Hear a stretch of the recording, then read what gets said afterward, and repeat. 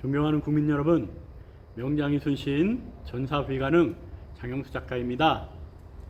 지금 시간에는 알렉산더 대왕의 가우 가멜라 전투와 그다음에 이제 한남대학교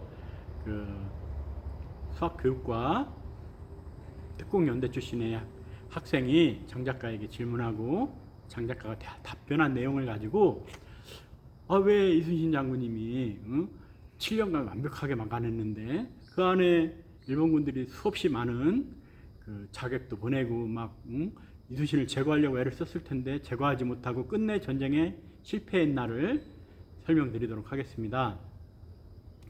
기원전 331년의 가우가멜라 전투가 의미가 굉장히 큰 것은 사실상 이제 알렉산더 대왕이 페르시아를 지배하게 되고요. 서양의 어떤 역사가 재편되는 아주 어마어마한 전투죠. 가우가멜라 전투. 우리 이제 군사 전문가들이나 이런 사람들이 오늘날에도 배치도, 그러니까 기병은 여기 있었고 무슨 보병은 여기 있었고 중장 보병은 여기 있었고 팔랑크스 진영은 여기 있었고 다시 이렇게 재현이 가능할 만큼 기록들이 너무나 정확합니다. 그리고 알렉산더 대왕이라는 사람이 평범한 사람이 아닙니다. 연습을 많이 시키고요. 부하들에게 자기가 원하는 모루가 있으면 위에서 망치로 내려쳐서 적군을 흩어버릴까 파괴하는 어떤 연습을 많이 시켰기 때문에 병사들이 알렉산더 대왕의 지휘가 깃발을 높이 올려서 이렇게 흔들거나 어떤 형태로든지 지휘만 하면 그 모양 그대로 기동이 되고 돌격이 될 만큼 그 훈련이 아주 기가 막히게 돼 있었다고 그걸 지켜보는 학자들의 기록에 나옵니다. 학자들의 기록. 알렉산더가 정말 위대한 사람이다. 아마추어는 전략과 전술을 말하고요. 프로는 병참술을 말한다고 합니다. 병참이라는 게 우리나라 사람들은 잘 모르는데요. 그러니까 군사들을 먹이고 재우고 입히고 무기와 탄약과 모든 것을 전쟁터까지 실어나르는 게 병참입니다. 알렉산더 대왕의 기록에 병참술이 너무나 훌륭해서 그 후대의 2200년 후배인 나폴레옹뿐만 아니라 1차 세계대전 당시의 영국과 미국의 지휘관들도 알렉산더의 병참술을 참고했을 만큼 오늘날의 기록으로도 정말 이게 사람 맞나 싶은 정도로 정말 천재적인 직관을 가지고 천재적인 지휘력을 발휘한 명장 중의 명장입니다. 알렉산더 대왕이. 장작가도 알렉산더 대왕과 나폴레옹이 거의 동급의 인물이라고 보는데요. 거기에 이제 3명을 추가한다면 이순신 장군님, 그다음에 오다 노부나가, 그다음에 우에스기 겐신 정도 아주 천재적인 직관을 가지고 있었던 분들입니다. 오다 노부나가가 5,000명씩 타는 거대한 군함 6척, 그다음에 7척으로 모리의 무라카미 수군을 박살냈다라는 소문이 일본은 조선하고는 다릅니다. 국가의 구조가 60개의 나라가 다 쪼개져 있기 때문에 다음번에는 판이 어떻게 바뀌어져서 어떻게 전쟁을 치를지 모르는 그야말로 내전의 국가 아닙니까, 일본이. 그렇다면 5,000명 타는 대선 6척의 무라카미 수군이 아주 박살이 나서 절반 다 죽고 절반 바닷속으로 들어갔대. 그 다음에는 누가 시키지 않아도 나머지 국가들도 다 눈치 살살 봐가면서 오다 노부나가 장군이 만든 5,000명 승선하는 거대한 배를 만들게 돼 있습니다. 누가 지시 안 해도 따로. 왜? 우리나라도 언젠가 전쟁을 또 하게 될지 모르는데 작은 배로는 큰 배에게 안 된다라는 게 증명이 됐는데 이제 큰 배 만들어야죠.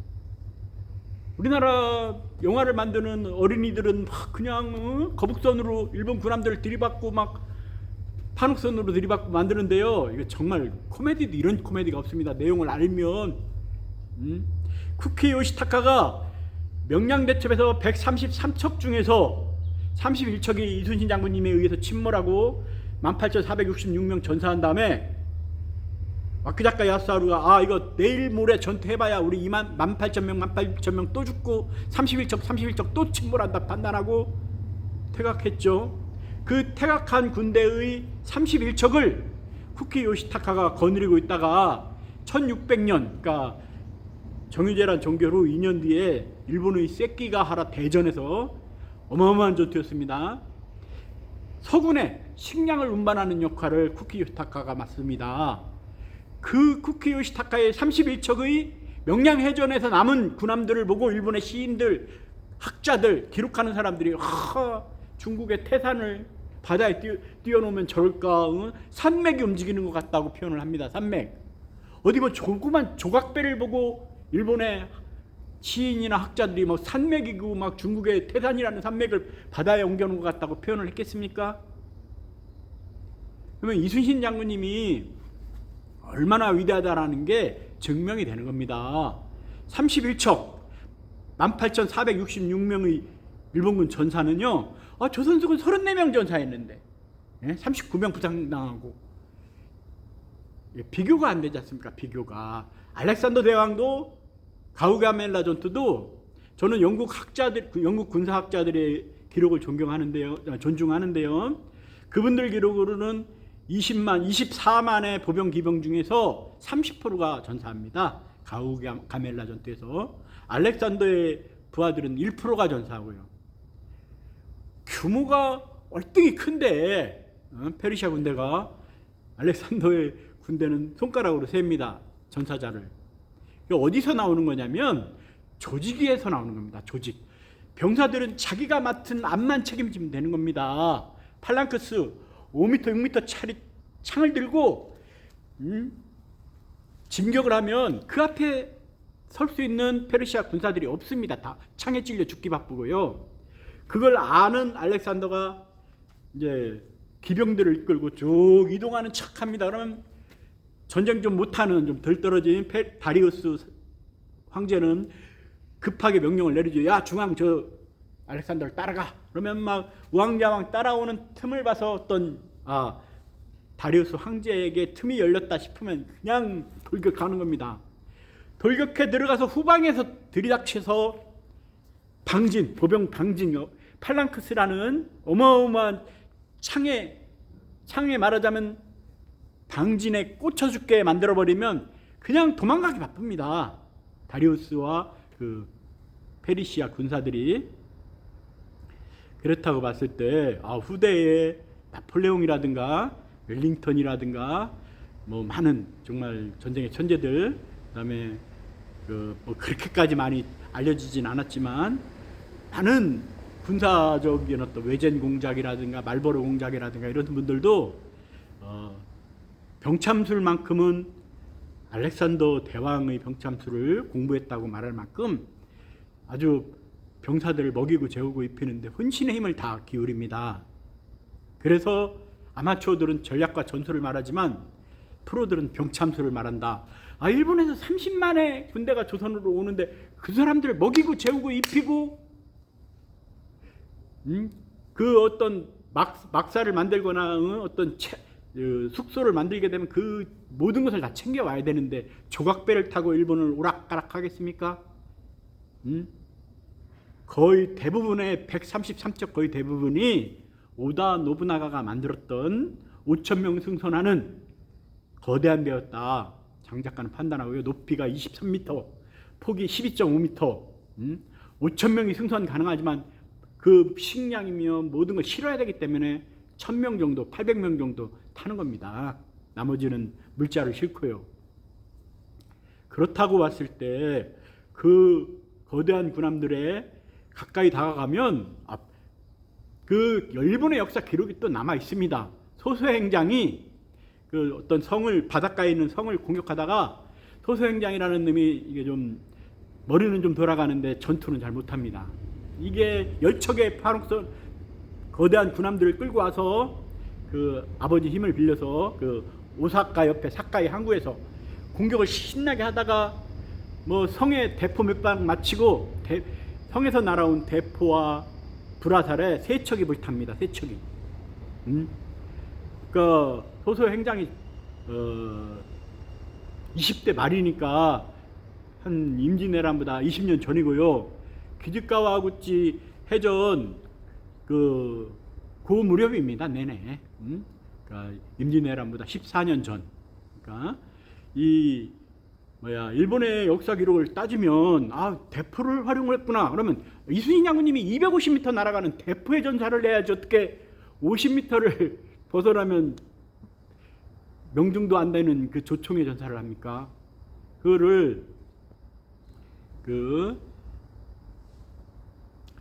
수학교육과 출신의 특공연대에서 군생활을 했던 그 학생이 질문을 했습니다. 작가님, 그 일본에는 막 적의 장수들을 저격하기 위해서 막 물에다가 이렇게 해서 1m 깊이에서 잠수해서 침투하는 그런 것도 있다고 그러는데 그런 걸로 침투하지 않았을까요? 그런 장 작가가 어떻게 대답을 했냐면요. 그럼 화성총은 어떻게 가져오냐?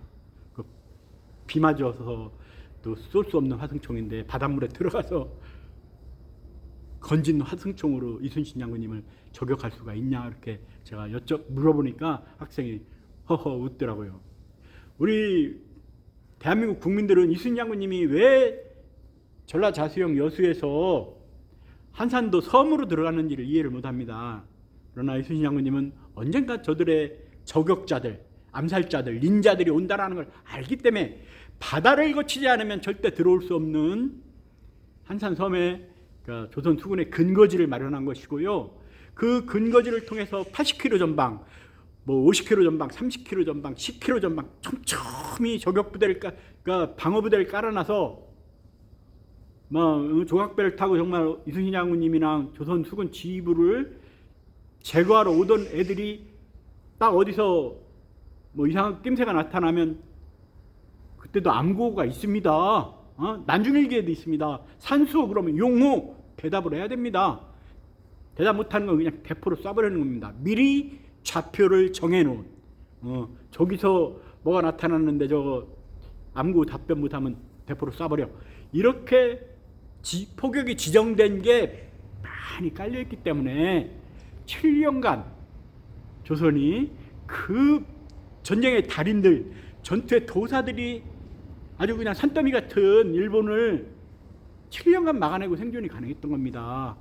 그 장한 진세라고 표현을 하셨더라고요. 그 이순신 장군님을 선조 이현희가 감옥에 보냈을 때 이제 그 신구차라는 금용상소문에 그 장한 진세가 일본군들이 쩔쩔매게 만들었다.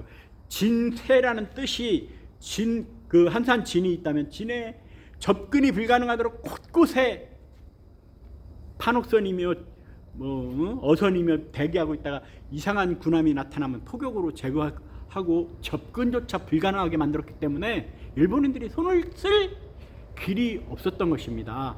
3년간, 7년간. 우리가 장 작가가 말씀드리고 싶은 거는 이순신 홀로 조선을 구하다라는 논문이 장 작가가 대전의 문화원이라는 도서관에서 빌려서 2번 빌렸습니다. 2번. 빌려가는 사람이 없어서.